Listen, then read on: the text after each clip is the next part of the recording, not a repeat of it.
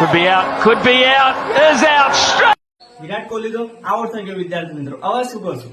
કઈ જ નહીં, એક જ મિનિટ ધ્યાન આપો. આપણે એક શોર્ટકટ શીખી લઈએ. આપણે શું શીખવાનું છે? અપૂર્ણાંકના ભાગાકાર. અહીંયા છે 3 ભાગ્યા 4 ભાગ્યા 2. તો આવો દાખલો કેમ કરવાનો? આવું તો આપણે શીખ્યા જ નહીં, બરાબર? તો એક જ મિનિટ ધ્યાન આપો. શોર્ટકટ છે આની. આ 3 ના 3 લખી દીધા ભાઈ. આ જે ભાગ્યા છે એની જગ્યાએ આપણે લખી નાખવાના ગુણાકાર. લખી દીધા ગુણાકાર. હવે જે આ છે એનો વ્યસ્ત લખવાનો. વ્યસ્ત નો મતલબ નીચેનું ઉપર, ઉપરનું નીચે. 2 નીચે છે, ઉપર લખો. 4 ઉપર છે, નીચે લખો. આટલું કરી દીધું. પછી કઈ જ નહીં.